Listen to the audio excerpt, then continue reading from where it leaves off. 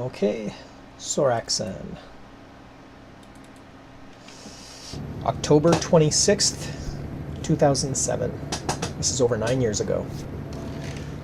Okay, so Gangneung was in the northeast corner of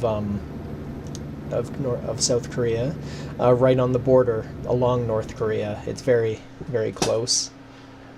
Um, so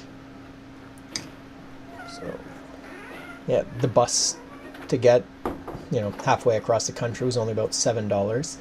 We crashed at a jjimjilbang, which is a Korean bathhouse. Only, despite what North Americans might be thinking, in Korean culture, bathhouses are a very common family thing. It's not like the gay orgy thing that North Americans tend to associate with it. And $6 versus 80 for a hotel, so it's totally worth it to save, air conditioning, 70 odd dollars. and a fan, hair dryer, phone. Not bad, $15. So this video I actually shot with both SD card mode and on the mini DV tape, so there could be low and high quality versions. Based on the poor quality of this footage, I think I got lazy and filmed this entirely on the SD card at half the resolution. So it's the really sad thing is, had I been not lazy and had I had a computer at the time that was actually fast enough to pull mini DV tape off the tape and put it on a computer without dropping frames, I could have made this video look significantly better. In fact, with Windows XP, you actually could tweak it in such a way that you could pull enough performance that I could later get better video quality. I just didn't have those skills at this time.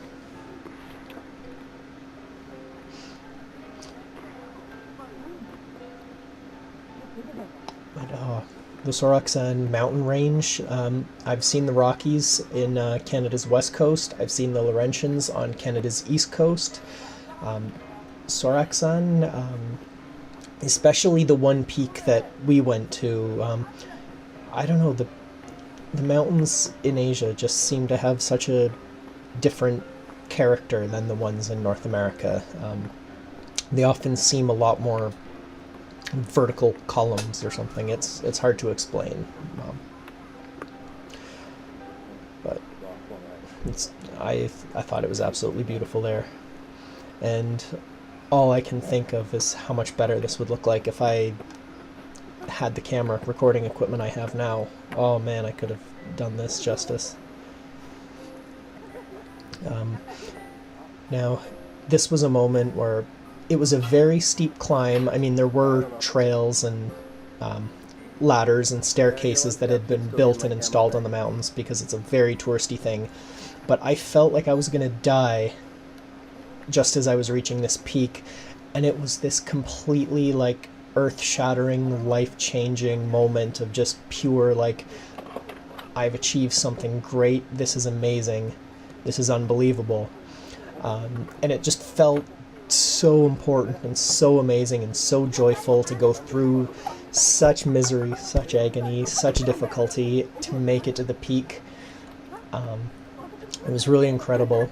I actually had a mountain range about a 15-minute walk from where I lived, and I made a habit of once a week sort of climbing up there and then back and sort of doing a loop and going home. That was sort of my Sunday hike. But this so I actually went back to Seoraksan 2 more times, and the last time I was in much better physical condition because I'd been, climbing mountains on a regular basis, versus this was my first time really doing anything physical ever. So the last time I climbed Seoraksan, and I did the same route and made it to the same peak, and it just felt like nothing. It wasn't the same arduous ordeal to get to the top, and when I got to the top, because I hadn't suffered as much, it somehow felt less gratifying. So do you ever find that, where the the harder you fight for something, the sweeter the rewards. Because I certainly discovered it not on this trip, but on my last trip with Seoraksan. Anyway, thanks for watching. Bye.